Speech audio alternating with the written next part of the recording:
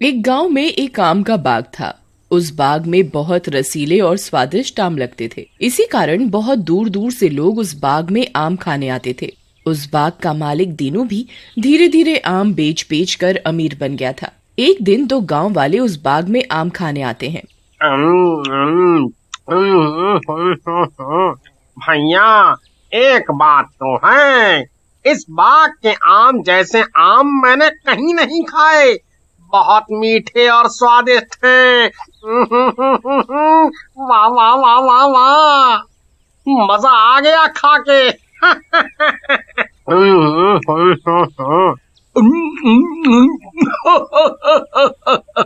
तभी कहता हूँ, तुम जैसे लोग किसी अच्छी जगह ले जाने लायक नहीं हो। खाओ खाओ खाओ, क्या याद करोगे? इस बाग के चर्चे दूर दूर तक पहुंच जाते हैं। एक दिन औरतें एक पेड़ के नीचे बैठी बातें कर रही होती हैं। ए दीदी, सुनिए ना, आप गांव के आम खाए हैं? सुना है बहुत ही रसीले हैं। हाँ बहन, सुने तो हम भी हैं। हम तो रात में रिंकिया के पापा को बोले थे कि लेके आओ आम, जरा हम भी तो देखें कैसे आम है। उनकी ये बातें उसी पेड़ पर बैठी चुड़ैल सुन रही होती है, जो कि फलों की शौकीन होती है। क्या रसीली बातें कर रही हैं दोनों, मजा आ गया। ऐसे आम मेरी नजरों से कैसे बच गए? मैं भी जाकर खाऊंगी वो रसीले आम। फिर उसी रात चुड़ैल आम के लालच में उसी बाग में पहुंचती है। लेकिन जैसे ही वो बाग का गेट खोलकर बाग के अंदर जाती है, उसे बाग की रखवाली कर रहे कुत्ते घेर लेते हैं और उस पर भौंकने लगते हैं। चुड़ैल घबरा कर एक पेड़ पर चढ़ जाती है। अरे मर गई रे, इस बाग के मालिक ने तो कुत्ते छोड़ रखे हैं बाग की रखवाली के लिए। पहले इन्हीं को ठिकाने लगाना पड़ेगा। फिर चुड़ैल जादू से कुत्तों को भगा देती है और आम खाने लग जाती है। वाह वाह, मजा आ गए। वाकई बहुत अच्छे आम है, बहुत ही स्वादिष्ट। इतने बढ़िया आम तो मुझे तब भी खाने को नहीं मिले जब मैं जिंदा थी। मैं तो अब यहीं रहूंगी। फिर चुड़ैल वहीं रहने लगती है। वो रोज रात को जमकर आम खाती और दिन में वहाँ से गायब हो जाती। कुछ दिनों बाद आम के बाग का मालिक दीनू वहाँ आता है और पेड़ों की दुर्दशा देखकर दुखी होकर बोलता है, हे भगवान, ये किसने मेरे बाग के आमों को खाकर खराब किया? ऐसे तो मेरा बहुत नुकसान हो जाएगा। हाँ, मैं एक काम करता हूँ, एक चौकीदार रख लेता हूँ। फिर दीनू एक चौकीदार जिसका नाम छुट्टन होता है, उसे बाग की रखवाली के लिए रख लेता है। छुट्टन एक नंबर का शराबी होता है। रोज रात होते ही वो शराब पीने लग जाता था। एक रात जब चुड़ैल पेड़ पर बैठी आम खा रही होती है, छुट्टन उसे देख लेता है। छुट्टन ने शराब पी रखी होती है। ए शराबी, मूड खराब मत कर, चल भाग यहाँ से। इतने रसीले और मीठे आम खाकर मैं तेरा गंदा और दारू वाला खून नहीं पीना चाहती। चल भाग यहाँ से शराबी कहीं का। एक चुड़ैल टाइप औरत क्या सोचती है, हमको शराबी बोलती है? मैं अभी तेरे को बताता हूँ, आपन को शराबी बोला। ऐसा कहकर छुट्टन एक डंडे से पेड़ पर बैठी चुड़ैल को मारने लगता है। गिल्ले गिल्ले गिल्ले। मर गई रे, रुक शराबी, मार क्यों रहा है? अरे नौस मीटे, मुझे गुस्सा आ रहा है, गुस्सा। लेकिन छुट्टन डंडे से चुड़ैल को मारता रहता है। इस पर चुड़ैल को गुस्सा आ जाता है और पेड़ से उतरकर छुट्टन को गर्दन से पकड़कर उठा लेती है। मनहूस शराबी, तेरे मुंह से कितनी बास आ रही है, रुक अभी बताती हूँ। ऐसा कहकर चुड़ैल छुट्टन को पटक देती है। आई आ, अरे मेरी कमर, मनहूस औरत, आ, आ, आ, आ, मुझे मुझे पटक दिया। मेरी कमर टूट गई। ऐसा कहकर छुट्टन बेहोश हो जाता है। अगले दिन उसे होश आता है तो गांव वाले और दीनू उसे घेर कर खड़े होते हैं। छुट्टन, ये तुम्हारा हाल किसने किया? ऐसा लग रहा है कि किसी ने तुम्हें कुत्ते की तरह पीटा है। बिल्कुल फटे हुए ढोल लग रहे हो।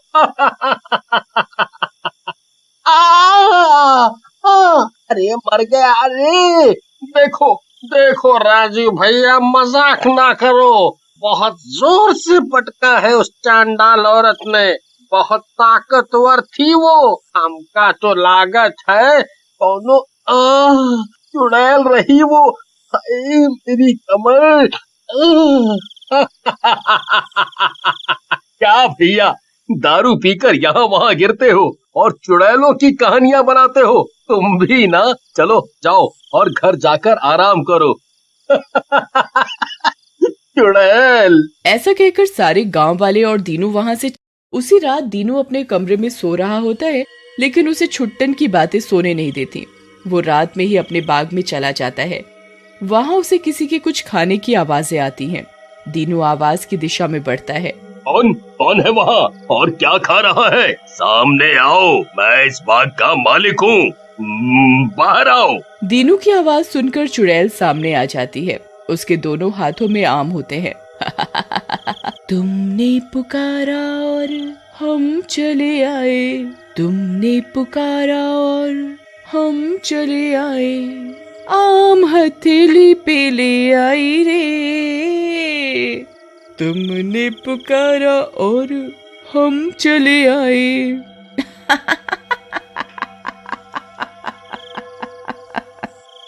दीनू पहले तो चुड़ैल को देखकर डर जाता है, लेकिन थोड़ी हिम्मत करके बोलता है।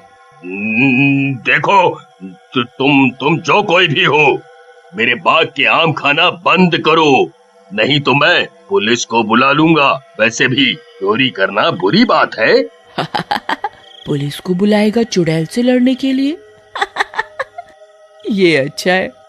सुन, पहले तो मैं यहाँ से आम खाकर चली जाती, लेकिन तूने मुझे चुनौती देकर बहुत बड़ी गलती कर दी है। अब मैं यहाँ से कहीं नहीं जाऊंगी और तुझे भी नहीं जाने दूंगी। ऐसा कहकर चुड़ैल दीनू को एक पेड़ से बांध देती है और चली जाती है। अगले दिन दीनू को घर पर ना पाकर राजू और गांव वाले दीनू को ढूंढते हुए बाग में आ जाते हैं और वहाँ दीनू को पेड़ से बंधा हुआ पाते हैं। अरे दीनू भैया, आप यहाँ, आपको बकरे की तरह किसने बांधा? अरे नास मिटे, मजाक मत कर, जल्दी खोल। लेकिन जैसे ही राजू दीनू को खोलने के लिए रस्सी को छूता है, उसे बहुत जोर का झटका लगता है।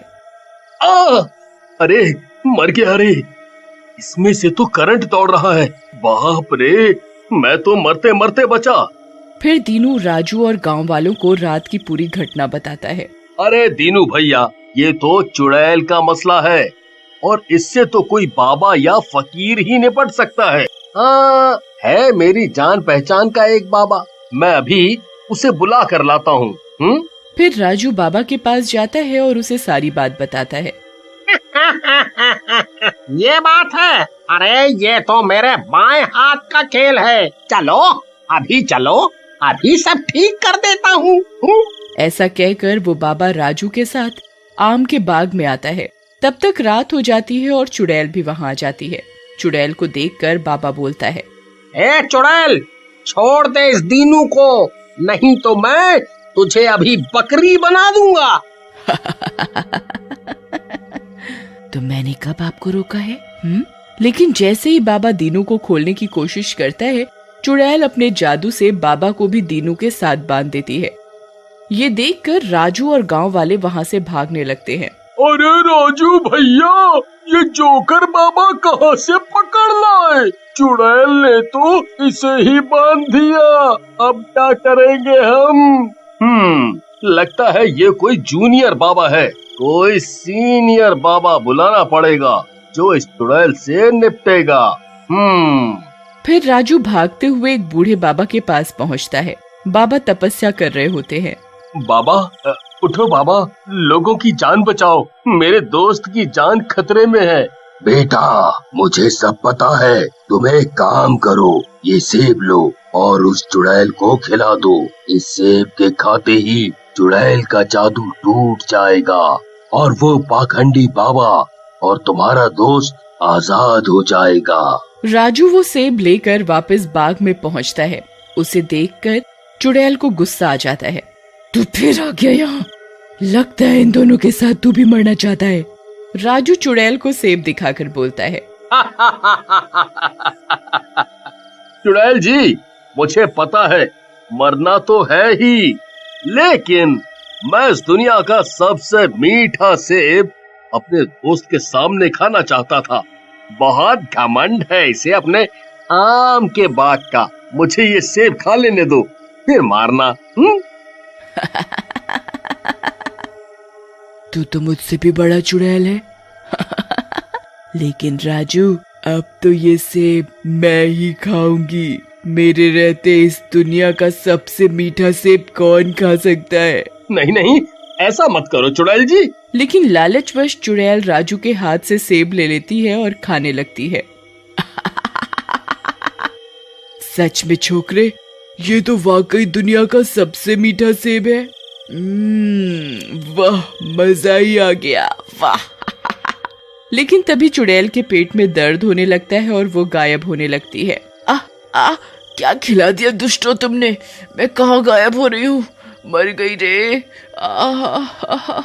थोड़ी ही देर में चुड़ैल पूरी तरह से गायब हो जाती है और राजू उस बाबा और दीनू को वहाँ से आजाद करा देता है। बाबा, आज पहली बार किसी इंसान ने बाबा की जान बचाई है चुड़ैल से। एक समय की बात है। मालापुर नामक गांव में एक परिवार रहता था। उसमें एक बूढ़ा पिता और एक बूढ़ी माँ थी। उनका एक बड़ा बेटा कपिल और उसकी पत्नी सरोज थी। उसका एक बेटा था जिसका नाम संजू था।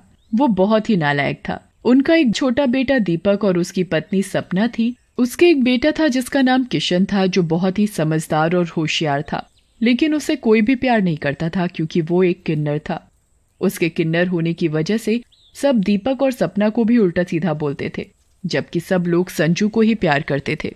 किशन का एक दोस्त भी था जिसका नाम रवि था। वो किशन की प्रॉब्लम समझता था और हमेशा उसे समझाता रहता था कि तुम लोगों की बातों पर ध्यान मत दिया करो।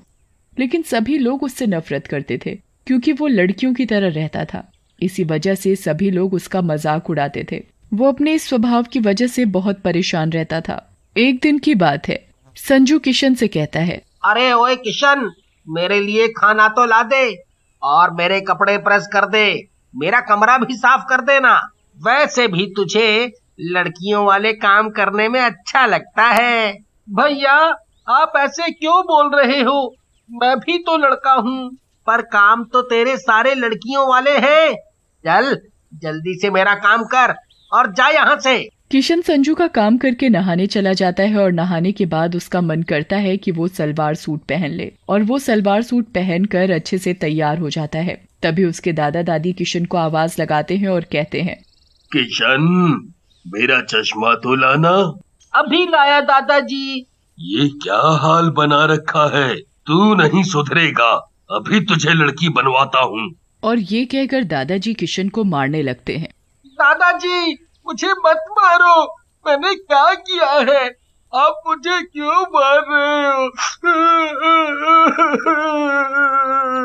इस लड़के ने तो सारे मोहल्ले में हमारी नाक कटा रखी है। इसने तो हमें कहीं जाने लायक ही नहीं छोड़ा। सभी लोग यही कहते हैं। और तुम्हारी छोटी पोती किशन कैसी है? हाँ? दादाजी, मैं क्या करूं? मेरा मन करता है लड़की के जैसे रहने का। तेरा मन करता है? तूने तो हमें कहीं मुंह दिखाने लायक नहीं छोड़ा है। तेरे माँ बाप ने तुझे ज्यादा ही सर चढ़ा रखा है। और जाकर लड़के वाले कपड़े पहन कर आ। किशन रोते हुए अपने कमरे में जाकर लड़के के कपड़े पहन लेता है और अपनी माँ के पास जाता है। और किशन अपनी माँ से कहता है, माँ, मैं किन्नर क्यों हूँ? मैं किन्नर हूँ, इसीलिए कोई भी मुझे प्यार नहीं करता। दादा दादी भी मुझे प्यार नहीं करते। सब संजू भाई को ही प्यार करते हैं, मुझे कोई भी प्यार नहीं करता। करते हैं ना, तेरे पापा और मैं तुझे बहुत प्यार करते हैं। तू तो मेरा प्यारा बेटा है। बेटा, तू जैसा भी है बहुत अच्छा है। तू मेरा राजा बेटा है, राजा बेटा। माँ, स्कूल में सभी बच्चे मेरा मजाक उड़ाते हैं। सब मुझे चिढ़ाते हैं, कहते हैं, ओए लड़की, इधर आ। कहने दे बेटा, तू उनकी बातों पर ध्यान मत दिया कर। माँ आप ही बताओ ना, मैं एक किन्नर हूँ तो इसमें मेरी क्या गलती।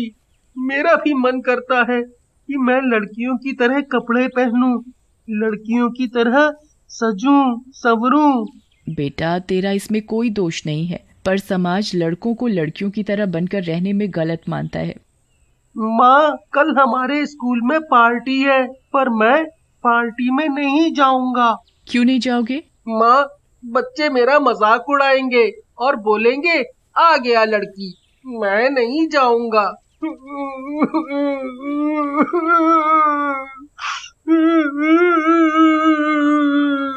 और किशन रोने लगता है। किशन बेटा, दिल छोटा नहीं करते, तुम्हें जाना चाहिए और सबका सामना करना चाहिए। तुम किसी से कम नहीं हो, तुम भी उनके जैसे ही हो। और किशन माँ की बात सुनकर कहता है, माँ तुम कहती हो तो मैं चला जाऊंगा। और अगले दिन, अरे किशन क्या बात है, आज तो तू एकदम हीरोइन की तरह चमक रहा है। लेकिन किशन स्कूल के बच्चों की बातों पर ध्यान नहीं देता और वहां से चला जाता है। तभी किशन का दोस्त रवि मिलता है। वह उससे कहता है, कैसे हो किशन? ठीक हूँ, और तुम बताओ कैसे हो? मैं भी ठीक हूँ। ये सब तो पागल हैं, तुम इनकी बातों पर ध्यान मत दिया करो। जब इनको तुम्हारी जरूरत होती है तो ये सब तुम्हारे आगे पीछे घूमते हैं और बाद में तुम्हारा मजाक बनाते हैं। तुम भी अब इनकी कोई मदद मत करना। कोई भी तुमसे चैप्टर समझाने या मैथ के प्रश्न पूछे तो मना कर देना। रवि ऐसा नहीं कहते, कोई बात नहीं, जाने दो। मैं इनकी बातों का बुरा नहीं मानता। पता नहीं भगवान ने मेरे साथ ऐसा क्यों किया, मुझे किन्नर क्यों बनाया। तभी किशन की क्लास के बच्चे आ जाते हैं और वो किशन को देखकर हंसने लगते हैं और कहते हैं,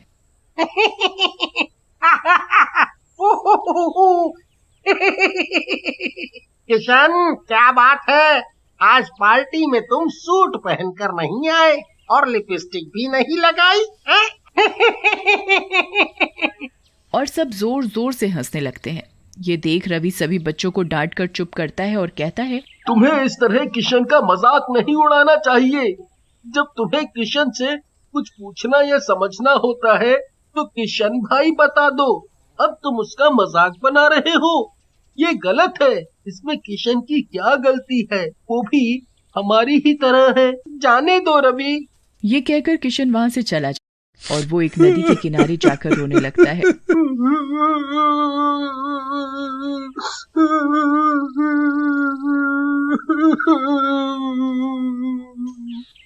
मेरा जीने का कोई मतलब नहीं, सभी लोग मुझसे नफरत करते हैं। मेरे दादा दादी, मेरा भाई। मन करता है कि मैं मर जाऊं। गुस्से में आकर किशन नदी में कूद जाता है। उस नदी के किनारे एक पीपल का पेड़ होता है। उसी पेड़ पर एक चुड़ैल बैठी हुई ये सब नजारा देख रही होती है और वो नदी में कूद जाती है और किशन को बचा लेती है। तुम मरना क्यों चाहते हो? चुड़ैल, तुम तो चुड़ैल हो, तुमने मुझे क्यों बचाया? क्योंकि मैं एक अच्छी चुड़ैल हूँ। मैं भी एक किन्नर था, मेरा भी सभी लोग मजाक उड़ाते थे। एक दिन मैंने दुखी होकर नदी में कूदकर अपनी जान दे दी।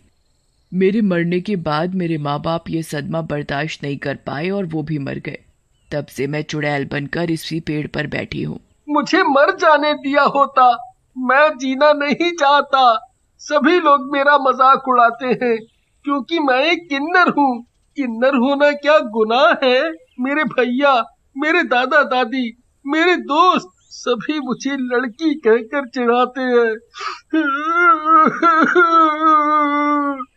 अच्छा ये बात है, तुम चिंता मत करो, मैं हूं ना, सब ठीक हो जाएगा। अब तुम अपने घर जाओ। और किशन अपने घर चला जाता है और घर जाकर वो सो जाता है। अगले दिन सुबह सुबह संजू चिल्लाता हुआ, मेरे हाथों में मेहंदी कैसे लगी और मेरे लिपस्टिक बिंदी किसने लगाई? अरे संजू बेटा, ये तुमने अपना क्या हुलिया बना रखा है? पता नहीं दादाजी, ये सब कैसे हो गया? जाओ जाकर अपना मुंह धोकर आओ। और संजू बाथरूम में अपना मुंह धोने चला जाता है। जब वो अपना मुंह धो रहा होता है तो पानी की जगह खून आने लगता है। लाइट अपने आप जलने बुझने लगती है। तभी आईने में उसे चुड़ैल नजर आती है और कहती है, आज मैं तुझे अच्छे से सजाऊंगी, तभी तुझे पता चलेगा कि किसी की भावनाओं के साथ खिलवाड़ नहीं करना चाहिए। चुड़ैल उसका ऐसा मेकअप करती है कि वो अपना चेहरा देखकर डर जाता है और वो बड़ी मुश्किल से अपना मेकअप उतारता है, पर हाथों की मेहंदी नहीं उतरती और उसे ऐसे ही स्कूल जाना पड़ता है। और स्कूल पहुंचकर, अरे संजू, तुम्हारी क्या शादी हो गई है जो तुमने अपने हाथों में मेहंदी लगा रखी है? स्कूल के सभी बच्चे जोर जोर से हंसने लगते हैं। ये भी किशन के जैसा बन गया है। सभी बच्चों को संजू का मजाक उड़ाता देख किशन सभी बच्चों को डांटता है। चुप करो तुम सब, अगर किसी ने मेरे भैया को कुछ भी बोला तो अच्छा नहीं होगा। किशन की बात सुनकर रवि संजू से कहता है, देखा, तुम हमेशा किशन का मजाक उड़ाते थे, आज उसने ही तुम्हारा साथ दिया। किशन भाई, मुझे माफ कर दो, मैं अब तुम्हें कभी भी गलत नहीं बोलूंगा, मुझे अपनी गलती का एहसास है। संजू किशन को अपने गले लगा लेता है और दोनों बहुत खुश होते हैं और हंसी खुशी अपने घर चले जाते हैं। घर पहुंचकर दोनों भाई आपस में खूब बातें करते हैं। उन्हें इस तरह आपस में प्यार से बातें करता देखकर किशन की माँ सपना बहुत खुश होती है। चलो अच्छा है, दोनों भाई आपस में प्यार से रहने लगे हैं। सब लोग रात का खाना खाकर सो जाते हैं। जब घर के सभी लोग सो रहे होते हैं तो चुड़ैल दादा दादी के कमरे में जाकर दादा को साड़ी पहना देती है और उनके माथे पर बिंदी लगा देती है और दादी को पैंट शर्ट पहना देती है। अगली सुबह जब दादा दादी सोकर उठते हैं तो अपने आप को ऐसा देख डर जाते हैं। अरे, ये हमारे साथ क्या हो गया? ये किसने किया? मुझे औरतों जैसा किसने बना दिया और तुम्हें आदमी जैसा? तभी चुड़ैल आकर दादा दादी के पैरों में अपने जादू से घुंघरू बांध देती है और दादा दादी नाचने लगते हैं। उनके नाचने की आवाज सुनकर घर के सभी लोग इकट्ठा हो जाते हैं और पड़ोसी भी आ जाते हैं। वो देखते हैं कि दादा दादी किन्नरों की तरह नाच रहे हैं। ये सब देख सभी पड़ोसी दादा दादी का मजाक उड़ाते हैं। अरे, मेरे तो पैर ही नहीं रुक रहे, मैं तो नाचते नाचते थक गया, कोई रोको, कुछ करो, ये क्या हो रहा है? तभी दादाजी के बालों में चुड़ैल गजरा लगाती है। ये देख दादाजी डर जाते हैं। चुड़ैल, मुझे छोड़ो, मुझे छोड़ो। अब तुझे पता चलेगा कि तूने अपने ही पोते के साथ क्या किया है। तुझे एहसास भी है इस बच्चे के ऊपर क्या गुजरी होगी जब अपने ही मजाक बनाते हैं, साथ नहीं देते।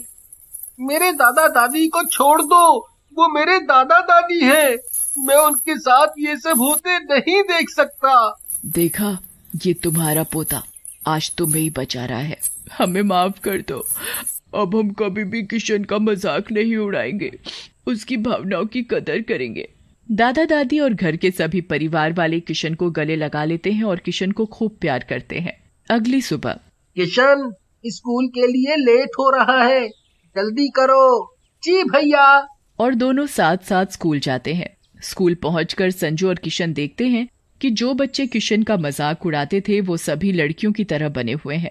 अरे, ये तुम्हें क्या हुआ? तुम लड़कियों की तरह क्यों बने हो?